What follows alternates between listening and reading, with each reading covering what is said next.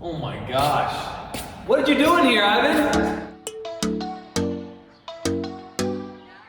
Hi there, Ivan from DIY Detailing. Behind me, you see the beautiful mountains of Utah. But in front of me, wow. This is gonna be Nick's new detailing shop. And Nick is missing. Well, Nick is actually out with COVID, so today I've got another helper with me, and that is my wife, Sylvie. So we're gonna be building out Nick's shop without Nick. First step is we need better lighting in here. As you can see, there's two things on the ceiling. They're putting a bit of light because it's really dark outside at the moment. But when it's bright outside, because there's lots of natural windows in here as well, not the greatest in terms of lighting setup. So we're gonna be using the PVC pipe that you see behind me, that scissor lift, and putting up a racking on the ceiling to put the lights up, and then from there, we'll be attaching an LED grid light system to that. So stay tuned, follow along. Before we do anything with the lighting, we have one little thing to assemble. Our friends at IDS Car Care, also DIY distributors, gave us a nice little Carolina detailing cart. That way we'll be able to have our tools and everything, and once we're done setting up the shop, well, Nick will have an amazing detailing cart. So let's put the cart together.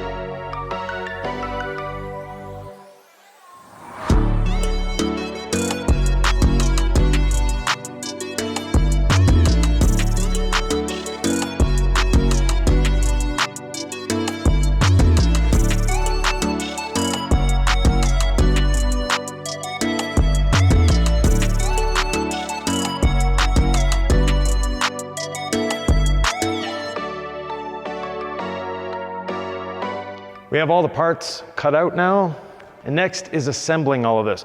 So this is 1/3 of one of the racks. So it's gonna end up being 16 feet wide, 20 feet long, and we have a little over 40 feet of length here, and 16 feet wide is a little wider than the door. On the other side of the shop, the co-renter is just storing a boat and a motorcycle there, so you're gonna be seeing them in videos once in a while. We've cut all the PVC, and now we're just gonna glue it together. We're gonna start with the center and work our way out, continuing to add pieces. So let's go back to the time lapse, and you'll see how it's done.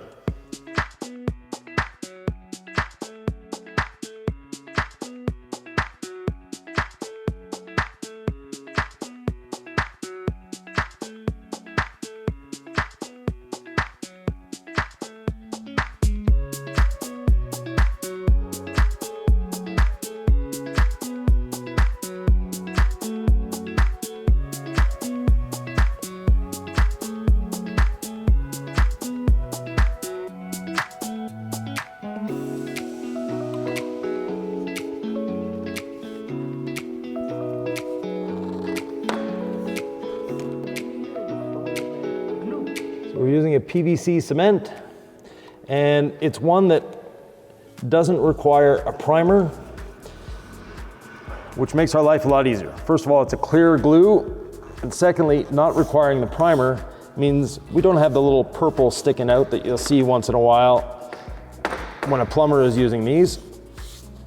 And some of these joints are already tight without the glue. Part two, so we have one of the outer loops made. We're gonna make the other outer loop and then connect it in the middle, and then we'll be ready to put it up on the ceiling. So we're doing a mirror image, and then this one will just flip over and everything will go together.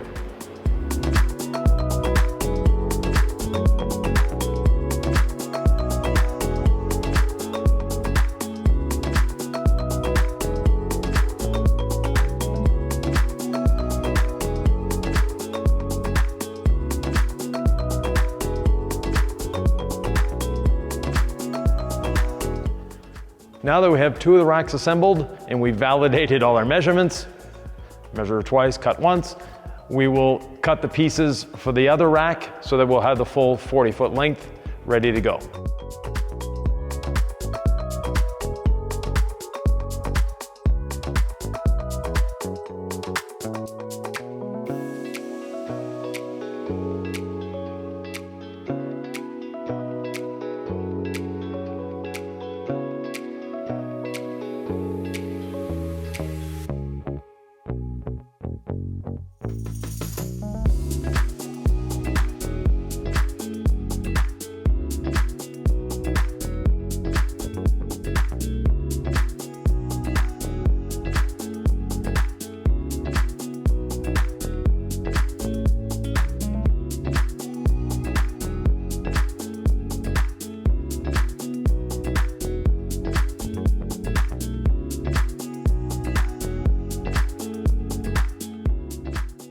Chains coming in, and the way we're doing it is the outer chains are going on the outside, the two center chains are here, and then the other outer chain will be on the other side there.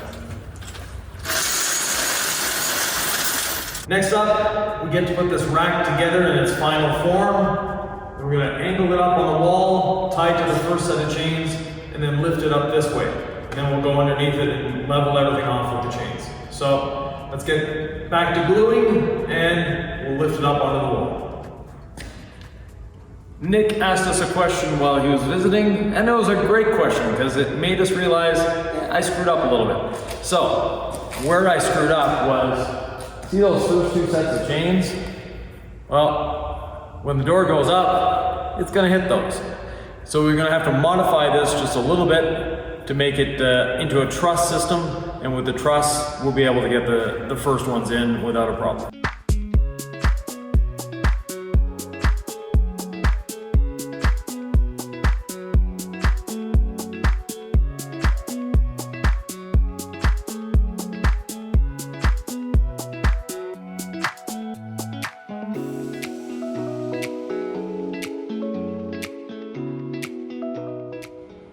Light rack is up, we'll put the other one together, and we'll be able to put it up, put this one together before lunch, go have lunch while the glue is drying, and put this all up in the air after lunch.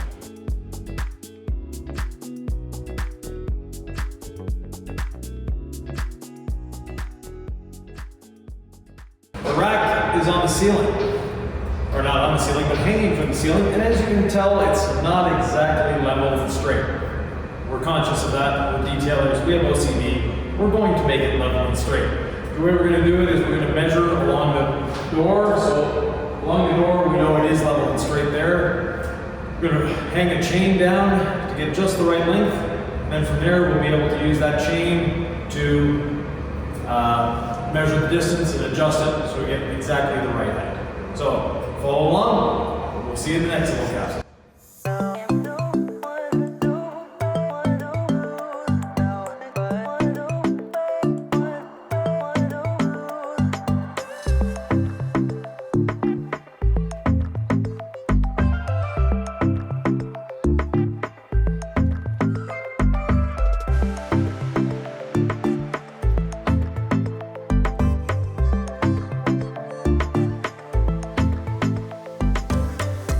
And there we have it, the last screw is in place. Now we have a rack that's roughly 19 feet off the ground, supported by about 350 feet of chain, so it's not gonna go anywhere. The rack is made out of 2-inch PVC tubing, and with that, it's ready to go. Now we're just waiting on lights. We're gonna go down and install stuff on the walls, but let me tell you why we have this rack here. First of all, we want to get the light as close to the surface as possible that we're working on. I mentioned before we have it at about 19 feet or so off the ground, which is still a little high, but it's what we need to clear the door, and if we ever want to bring in a large truck in here or an RV for a future DIY detail video, well, we'll be able to. The ceiling, as you can see, is way up there, so having lights on the ceiling itself was impractical. We needed to bring it down. So now we have a nice solid rack. It's 40 feet long, 16 feet wide, that the lighting is gonna go on and make it easy for us to see and for you to see when we're making videos. On this end, we have a metal beam attached to the tubing. That's because we need the door to clear the chains. So in the beginning, if you notice, we had chains up here, like we do over there. But we remove those chains with the V-shaped chains coming down. And those V-shaped chains coming down now allow the door to clear and go up all the way. So a little error we made in the beginning, but was very easy to fix. So having this metal beam on here allows the PVC tubing to not flex and stay straight, so it'll add a little more strength to the rack. The rest of the rack, as you can see, is up. It's ready to go. Now the chains all have tension on them. We checked the level, but there are a few that are drooping. We'll let the rack settle over a couple days, and then when we have actually attached the lighting to it, we'll readjust the chains for the final adjustment to make sure everything is level. Most of it is really level, but there's a few spots that are dipping. But this is plastic tubing, and the chain also takes its place, so we'll adjust that all later.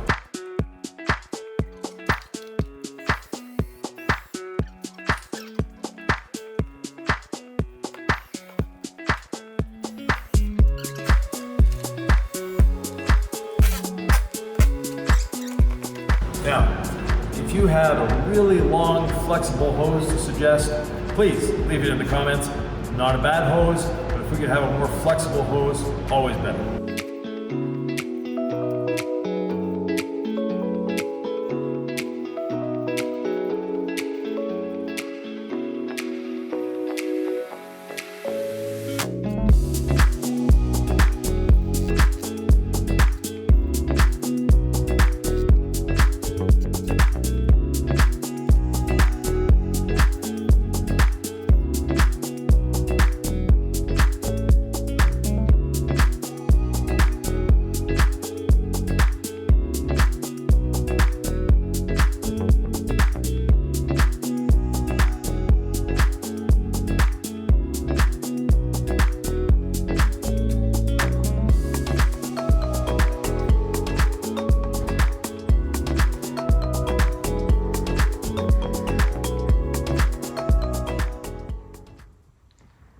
After 3 days, this is what we got.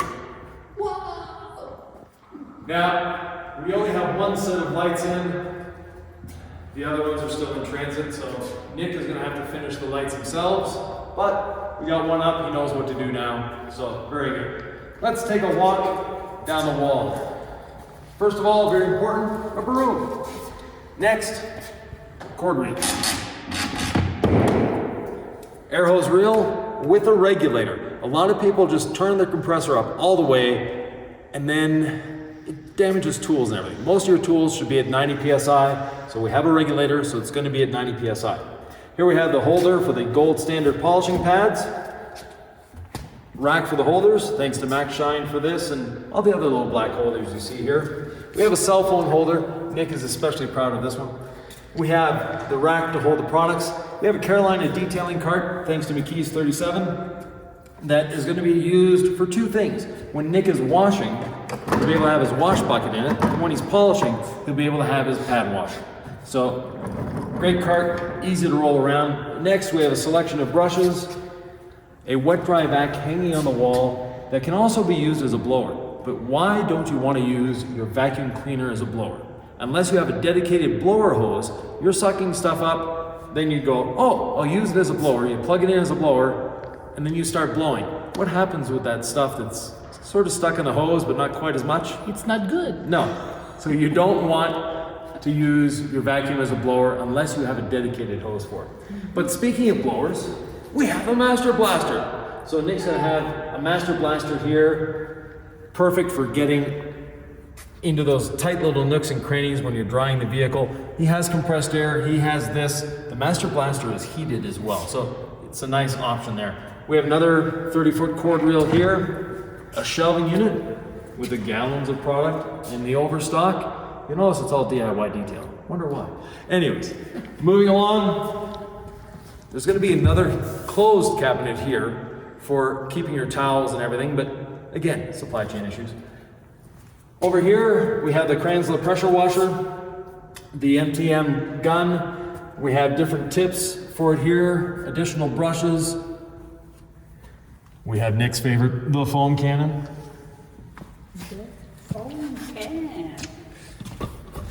We have a squeegee for the floor, have to keep your floor clean. Then a splitter for the water, one going to the pressure washer, and a standard garden hose. And the reason we have the standard garden hose, well, Nick is going to be doing videos for DIY detailing here. And not every DIYer has a pressure washer. So sometimes he'll be using the garden hose. With that, thank you very much for watching the build. Sylvie and I were happy to help Nick on this one. Yes. And we'll see you in the next one. Thank you.